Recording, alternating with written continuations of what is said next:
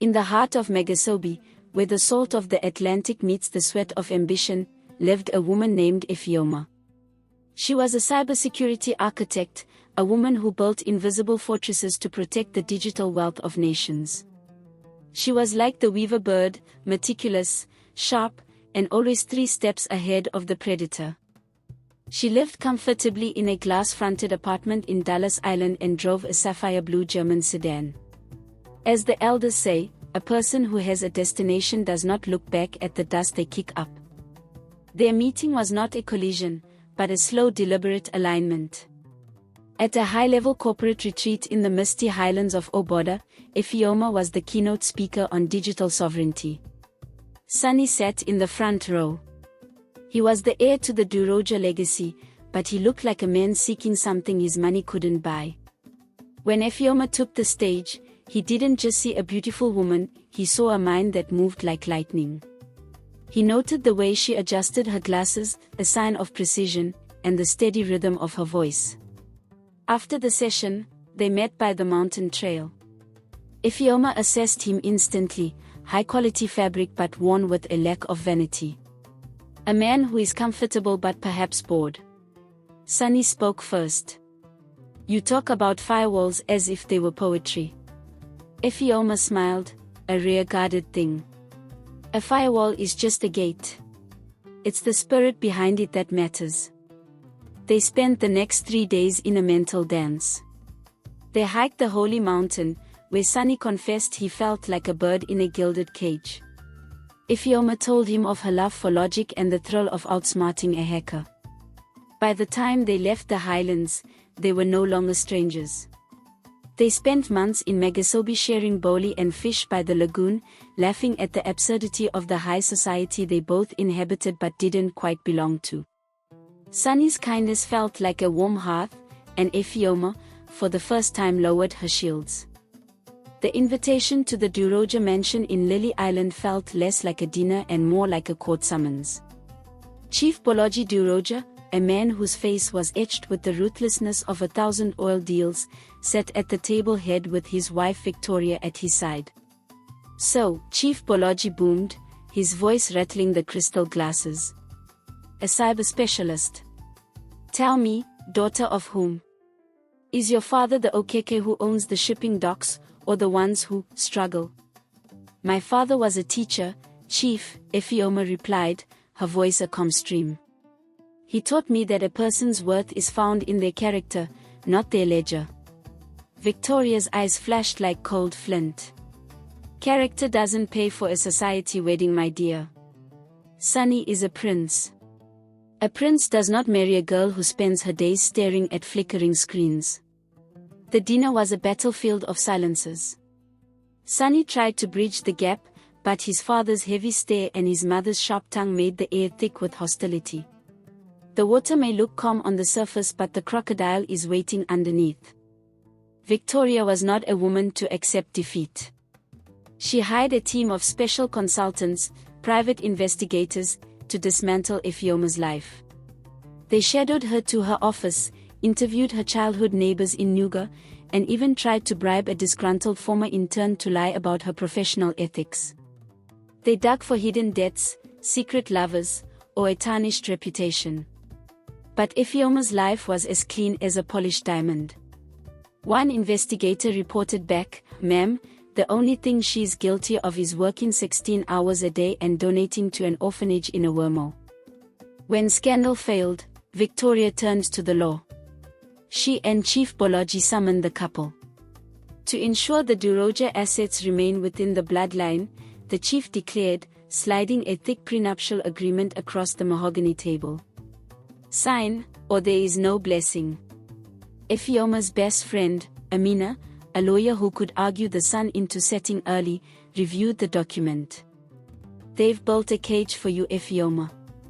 They protect his yachts, his father's oil blocks, even the family silver. They assume you are a beggar. Then let us give the beggar a shield, Ifeoma said.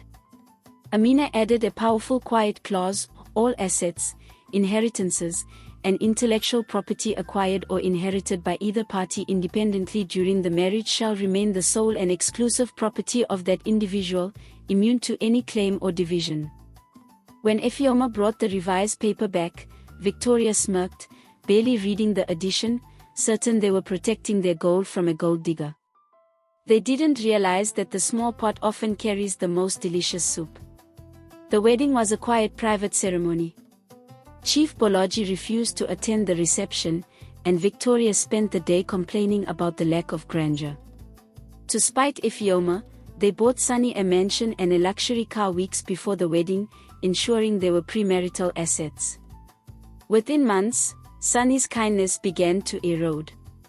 Influenced by his father's constant berating, he began to treat Efeoma like a liability.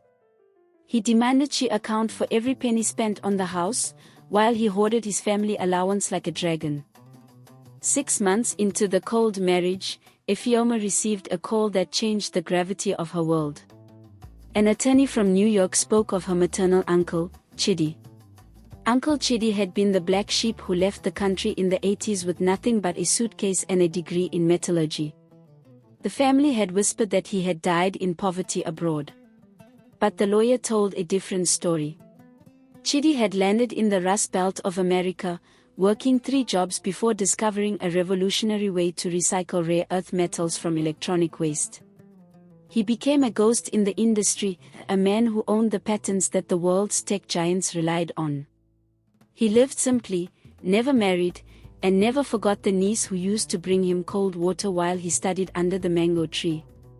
He had died peacefully, leaving his entire estate, a staggering $50 million and a portfolio of patents, to Efeoma. Suddenly, the Duroja house became very loving. Sonny began asking Efeoma for loans to help his father's struggling oil firm. Victoria started calling her the jewel of the family, bringing her expensive lace and suggesting they move Efeoma's money into a family trust managed by the chief. "We are one now, Efeoma," Sonny whispered, trying to hold her hand. "What is yours is mine, surely." Efeoma looked at him, the man who had made her pay for her own birthday dinner just a month prior. She felt a cold clarity. A person who is carried on another's back does not know how far the road is. As Efeoma's lawyer Amina worked with the New York firm to transfer the estate, they discovered why the Durojas were so desperate. Chief Bolaji's companies were not just struggling, they were a front for a massive tax evasion and fraudulent contract scheme involving government ghost projects.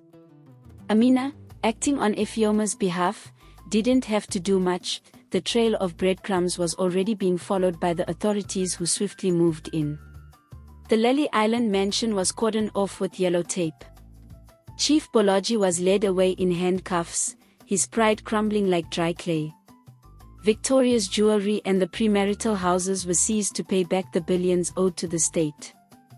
Efeoma didn't stay to watch the ruins smolder. She handed Sonny the divorce papers and the prenup. "Your mother was right about one thing," Efeoma said, "a prince shouldn't marry a girl who stares at screens. Because that girl saw the virus in this family long before you did."